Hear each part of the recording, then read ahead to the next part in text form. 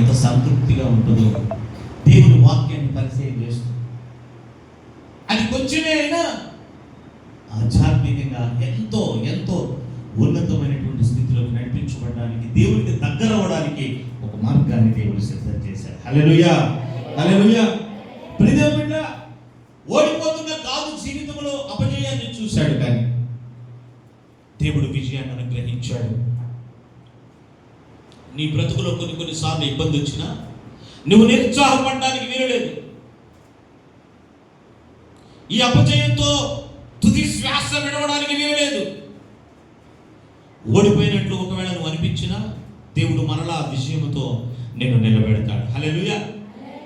దేవుడు మరి దైవజనుడు మోషే గాదును ఎవరితో పోల్చాడు? ఆడసింహంతో. ఏ సింహంతో అయ్యారు? ఏ సింహంతో? సింహాలలో మగ సింహం వేటాడుతుందా, ఆడసింహం వేటాడుతుందా? ముందు వరుసలో కూర్చున్నా. మగ సింహం వేటాడుతుందా, ఆడసింహం వేటాడుతుందా? నువ్వు మొదటి లైన్లో కూర్చున్నావా?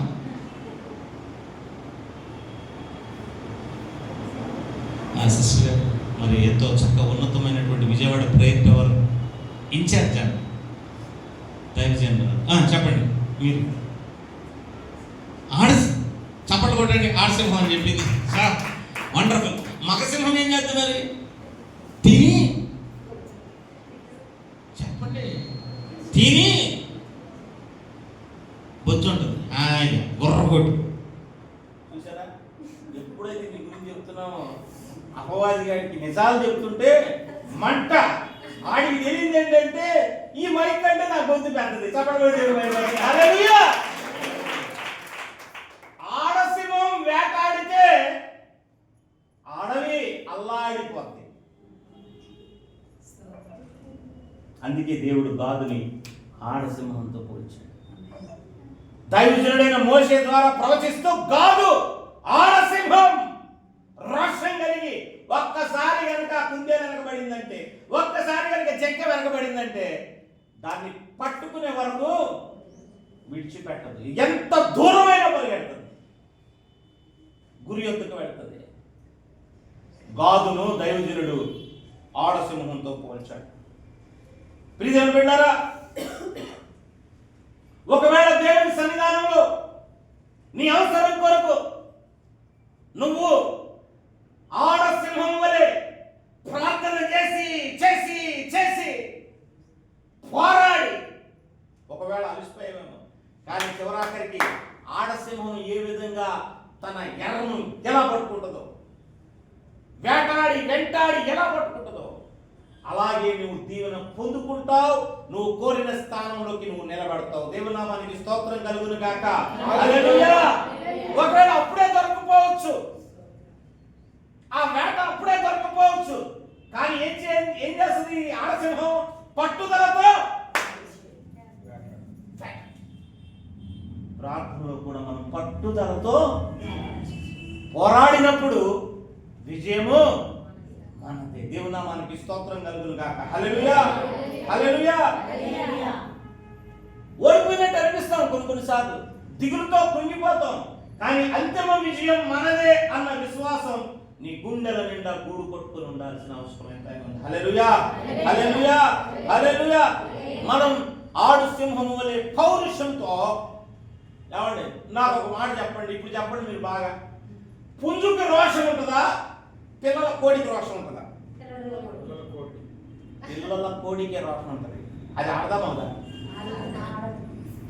చూసారా, అంటే మగాళ్ళకి రోషం ఉందని కాదండో నేను చెప్పేది. వాళ్ళు రోషం వాళ్ళ బాధ్యతలు వాడుకుంటాయి. అయితే వేటాడే విషయంలో, శత్రువు మీద దాడి చేసే విషయంలో ఆడసింహం మించి తెలియదు. గద్దొచ్చిందనుకో, పిల్లల కోడి ఎగిరెగిరి కొట్టుద్ది కదా. అట్టి రీతిగా మనం పొందుకోవలసిన దాని విషయంలో, మన కాపుదల విషయంలో, మన దీవెన విషయంలో, మన ఆశీర్వాద విషయంలో పోరాడాల్సిన అవసరం ఎంతైనా. హల్లెలూయా, హల్లెలూయా. ఓడిపోయినట్టే ఉన్నాం. ఎవరు గెలిచారు? మనమే గెలిచాం. మైకు పోయినట్టే ఉంది, మళ్ళీ వచ్చింది. చప్పట్లు కూడా దేవుని మైకు పొందాం. హల్లెలూయా, హల్లెలూయా, హల్లెలూయా. ప్రియ దేవుని బిడ్డలారా, తప్పనిసరిగా అందుకే ధైర్యం ఎక్కడ ఉంటే అక్కడ దేవుని కృప ఉంటుంది. శ్రమ దినమున నీవు కుంగిన ఎడల నీవు చేతగాని వాడవగుదువు. కృంగిపోవద్దు. కృంగితి వేళ నా ప్రాణమా తొందర ఏలా లోన తండ్రియకు దేవుని యందు నిరీక్షణ ఉంచుము. యేసే నాకు రక్షణకర్త, నా ప్రాణమునకు విమోచకుడు. హల్లెలూయా. దావీదు అంటాడు, ఓ ప్రాణమా నువ్వు అసలు నాలో ఎందుకు కుంగిపోతున్నావు? దావీదు తనకు తాను ధైర్యం చెప్పుకుంటాడు. ఇంకో భక్తుడు రాశాడు అదే పాటను, ఇంకో కాలంతో రాశాడు.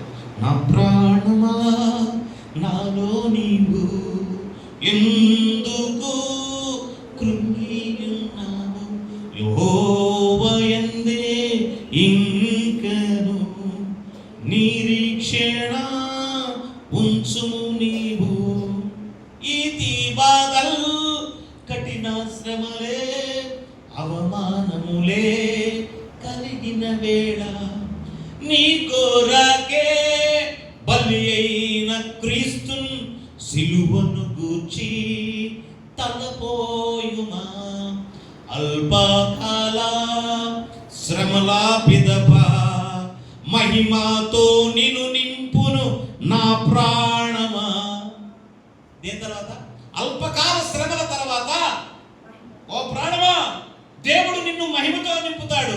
ఒకవేళ బాధలు గుర్తొస్తే శిలువ శ్రమలను ధ్యానం చేయి, శిలువ శ్రమలు చూడు. ఆ యేసయ్య పొందిన గాయాలను గుర్తు తెచ్చుకో, ఆయన పొందిన బాధలను గుర్తు తెచ్చుకో. మోమున ఉమ్మి వేసి కఠిన కొరడా దెబ్బలు కొట్టి ముళ్ళ కిరీటము తలపై పెట్టి కొట్టిన నగు మోముతో మరణాన్ని ఆస్వాదించిన ఆ ఆరాధనీయుడైనటువంటి దేవాది దేవుని వైపు ఆ ముఖాన్ని చూస్తే నీవు పడే బాధ ఏమాత్రం ప్రాణమా దిగులు పడదు. దేవుడు నిన్ను దీవిస్తాడు. అసలు స్త్రీని బలహీన ఘటం అంటారు కానీ పాపం పేతురయ్య గారికి మన ఇప్పుడున్న స్త్రీల సంగతి అప్పుడు ఆయనకి తెలియదు కాబట్టి అప్పుడు అన్నాడు. ఏమంటే మా దైవ సేవకులు కూడా అంటారు, అమ్మో ఈ మధ్య కాలంలో టీవీలో న్యూస్ చూశాను, ఆ మహాతల్లి ఎవరో ఈ అయ్యగారిని పిల్లవంగానే 2 రోజులకే మేఘాలయ తీసుకెళ్ళి మేఘాల మధ్యలో కూర్చోబెట్టి ముక్కలు ముక్కలుగా నరికి మురికోపంలో వేసి వచ్చింది. ఆమె ఎవరో అందరూ అలా ఉండరు కానీ ఆ స్త్రీకి ఏమొచ్చిందో తెలియదు. మరి స్త్రీలు ధైర్యవంతులు. దోమలు తెలుసా? దోమలు తెలుసా? కుట్టేది ఏం దోమలో తెలుసా? మనుషులు కుట్టేది ఏ దోమలో తెలుసా నీకు? ఆడ ఎనాలసిస్ అంట. మలేరియా డిపార్ట్మెంటా? ఏ డిపార్ట్మెంట్ అక్క? హెల్త్ డిపార్ట్మెంటా? నర్సు గారు మీరు? మొత్తం చదువు గుర్తొచ్చింది. న్యాచురల్ స్టడీస్ NSలో ఉంటుంది. ఆడదోమలే కొడతాయి, మగదోమలు తిరిగి దోమలు అయిపోయింది. అందుకే గాదుని దేవుడు ఏం కూర్చోడు ఆడ సింహంతో. హల్లెలూయా, హల్లెలూయా, హల్లెలూయా. చూడండి, మగవారు ఏదైనా మార్కెట్లోకి వెళ్ళే ముందు ఏదైనా కొనాలనుకోండి, ఇది కొనాలనుకోండి, ఇది అంతా అని అడుగుతారు.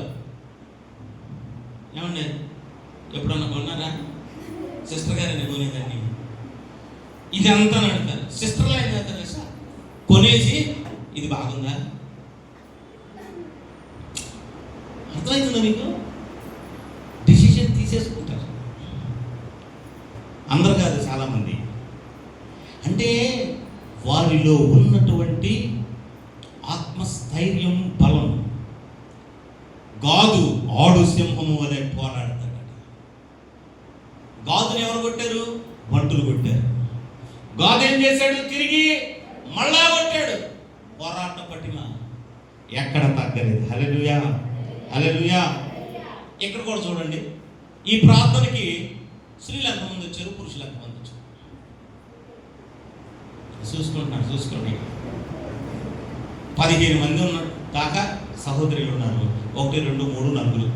ఈయన వెళ్ళిపోయాడు. మళ్ళీ నిద్రపోతున్నావు ఏంటయ్యా అన్న వెళ్ళిపోయాడు ఆయన. ఎవరు? మా అంబాసిడర్ వస్తాడా? బయట ఉన్నాడా? దేవుని స్తోత్రం పట్టుకున్నాడా? హల్లెలూయా. సరే చూడండి, ఎందుకో తెలుసా? ప్రార్థించేవారు స్త్రీలే ఎక్కువ. వారు ప్రార్థనలో పోరాడతారు. గాదును ఆడసింహం ఎందుకు పోల్చాడంటే వాళ్ళ పట్టుదల. మీరు గొప్పోళ్ళండి, మీరు గొప్పోళ్ళు డెఫినెట్గా. అందుకే అన్నీ చేసిన తర్వాత చేశాడు. ఎవరిని? దేవుడు అన్నీ ముందు చేసిన తర్వాత ఆఖరులు ఎవరు చేశారు? ఈమె కూర అంతా వండేస్తారండి బాగా. లాస్ట్లో ఏమేస్తారు చెప్పండి? ఏమేస్తారు? ఉప్పు. అప్పుడు కానీ దానికి దేవుడు అన్నీ చేసిన తర్వాత నన్ను అనబాకండి. ఆ స్త్రీల ప్రసంగం చేసే పాస్టర్ గారు వేసి పిలుచున్నాడు నుంచి వస్తాడని అనబాకండి. ఇలా తెలుస్తా మీలో ఉన్న గొప్పతనాన్ని గురించినటువంటి విషయాన్ని దేవుడు ఈరోజు చెప్పమంటే చెప్తా ఉన్నాను. గాదు ఆడు సింహము వలె బలమైనడు, శక్తి కలిగిన. మీకున్నటువంటి ప్రాధాన్యత అంత గొప్పది. హల్లెలూయా, హల్లెలూయా. ప్రియమైన బిడ్డలారా, కాబట్టి స్త్రీలు ఏడుస్తారు బాగా ప్రార్థనలో. బాగా ఏడుస్తారు లేదా? కన్నీటి ప్రార్థన చేసే స్త్రీలు చేతులు పైకి ఎత్తండి, ఎత్తండి. పాప సిగ్గుపడకండి, దేవుడు చూస్తున్నాడు. మీరు కన్నీటి ప్రార్థన, మీరు ఏడుస్తూ ప్రార్థన చేస్తారు. పురుషులు ఏం చేస్తారు తెలుసా? అయ్యారు ఏడిపిస్తారు. మనం ఏడ్చేవారు కానీ కాదు, ఏడ్చేవాడు, కన్నీరు కార్చేవాడు. ఆడసింహం వలె బలమైనటువంటి వాడు. హల్లెలూయా, హల్లెలూయా, హల్లెలూయా. ప్రియదేవుని బిడ్డరా, ఆడు సింహం వలె పోరాడి నెత్తిన బాహు వేశాడ. ఏం చేశాడట? విరగొట్టేశాడట. ఉందా మాట? ఎవరుంది? బాహువుతో నడినెత్తి చీల్చేస్తాడట. ఎంత అద్భుతం! కాబట్టి ఇంకా నేను చెప్పడానికి చాలా అంశాలు ఉన్నాయి. ఈ ప్రత్యేక సమయంలో దేవుడు నిన్ను బలపరచడానికి యేసు పిలుచుతున్నాడు. పరిచర్యల నుండి మీ మధ్యలోకి దేవుడు నడిపించాడు. ఈ సాయంకాల సమయంలో తప్పనిసరిగా ఈ వాక్యం వింటున్నటువంటి దేవుని బిడ్డలారా, సంఖ్యాకాండం 32వ అధ్యాయంలో గాదుల గురించిన ఒక ప్రత్యేకమైన మాట మీకు తెలియపరచాలి. 32వ అధ్యాయం 16 నుంచి 18 వచ్చిన భాగాల్లో గాదు యొక్క అద్వితీయత ఎలా ఉంటుందో మనం చూద్దాం. సంఖ్యాకాండం 32వ అధ్యాయం 16 నుంచి 18 వచ్చిన భాగాలు అద్భుతంగా. అందుకు వారు అతని యొద్దకు వచ్చి ఇక్కడ మా మందల కొరకు దొడ్లను, మా పిల్లల కొరకు పురములను కట్టుకొందుము.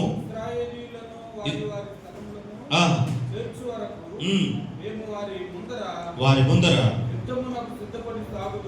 యుద్ధమునకు సిద్ధపడి సాగుదుము. అయితే మా పిల్లలు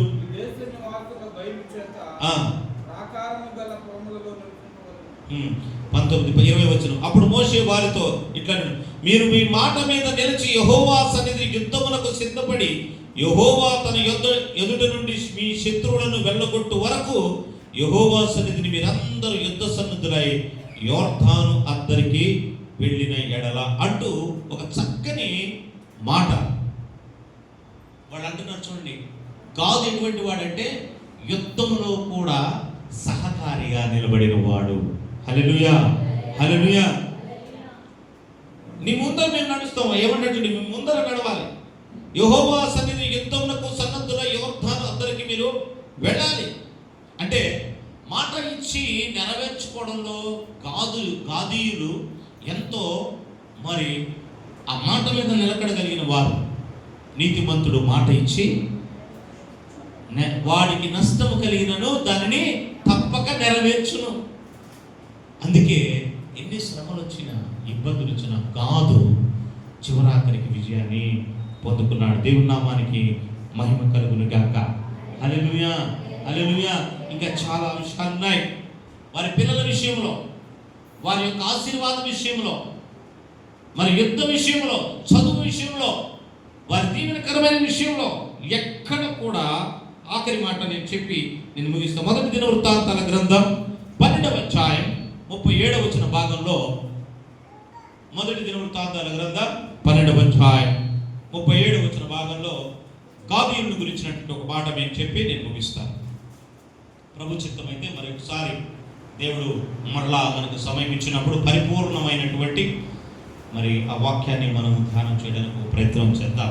12వ వచనం. యోర్దాను నది మరియు యోర్దాను నది అవతల నుండి రూబేనీయులను గాదీయులను మనిషి అర్థగోత్రపు వారిలోను సకల విధమైన యుద్ధాయుధములను ధరించి యుద్ధశూరులైన యోధులందరూ దావీదును ఇశ్రాయేలు మీద రాజుగా నియమించాలన్న కోరిక హృదయమందు కలిగిన వారై ఆయుధములను ధరించి హెబ్రోనుకు వచ్చిరి. వీళ్ళు ఎలా వచ్చారట? ఆయుధాలు ధరించి ఎవరిని రాజుగా చేయాలని? దావీదును రాజుగా చేయాలి. గాదీయులు ఆయుధాలు ధరించి దేవుని బిడ్డలారా చూడండి, వాళ్ళలో ఒకళ్ళు అవ్వాలని కోరుకోలే. దావీదుని యోధా గోత్రములో నుంచి ఈ దావీదును రాజుగా చేయాలి, మన గోత్రంలో ఒకడు ఉండాలని అని అనుకోలే. దేవుని యొక్క వాక్య నెరవేర్పు దేవుని మనసు ఎరిగిన వారు గాదీయులు. సహజంగా ఎవరైనా ఏమనుకుంటారు, పొద్దున వెళ్ళే నేను ఆ పేరు చెప్పను కానీ చచ్చిపోయిన మేము వెళ్ళింది చనిపోయిన దగ్గరికి ఒక పెద్ద మనిషి వచ్చి అంటాడు, వీళ్ళు మా వాళ్ళే. ఎవరంట? క్రీస్తు రక్తం చేత కడగబడి సిలువ వేయబడి స్వార్థ ప్రకటిస్తున్నా కానీ ఇంకా కులజాడ్యం పోలా. నాతో అంటున్నాడు వచ్చి, వీళ్ళు మా వాళ్ళే. నువ్వెవడు వాడివి? ఏందో నాకేం మాట్లాడదు తెలియదు, అలాగా అని అన్నాడు. అంతే.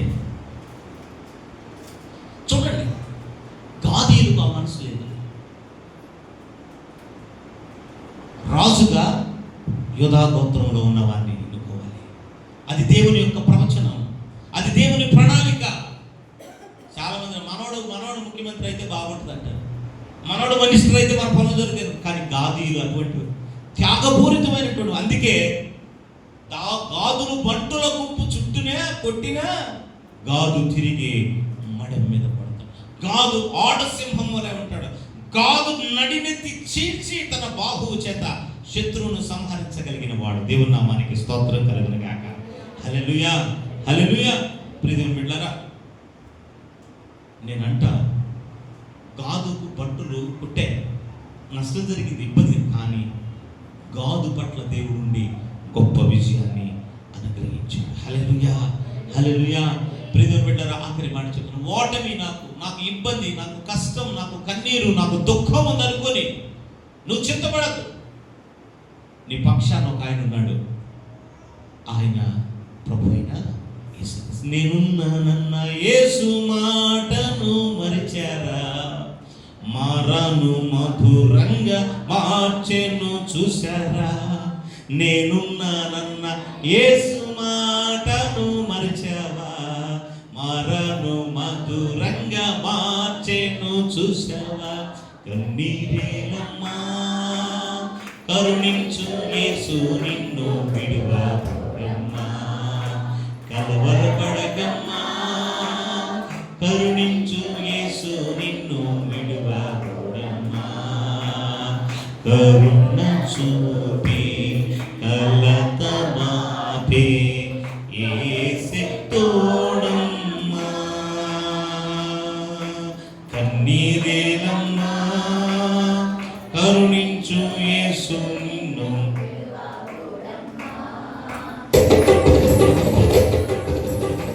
నీకేది లేదు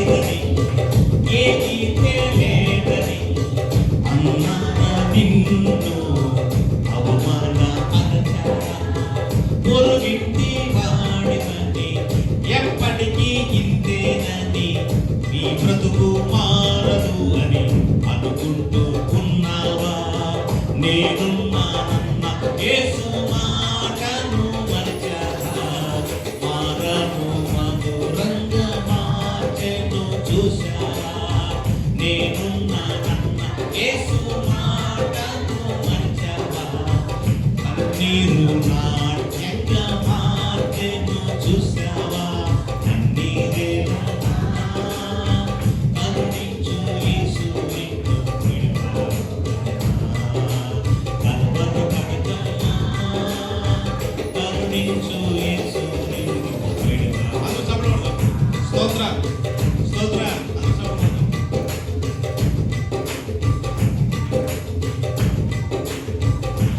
నీటి లోయలలో నిన్నే కృంగిన వేళలలో అన్నిటి లోయలలో నిన్నే కృంగిన వేళలలో నింగిని చీల్చి వర్షము పంపి నింగిని చీల్చి వర్షము పంపి నింపెను నా హృదయం. యేసు నింపెను నా హృదయం. కృపలతో ఆనందించు, ఆనందించు నా జీవిత ప్రాణమంతా ప్రభుని కృతజ్ఞతతో స్తుతించు. ఆయుష్కాలం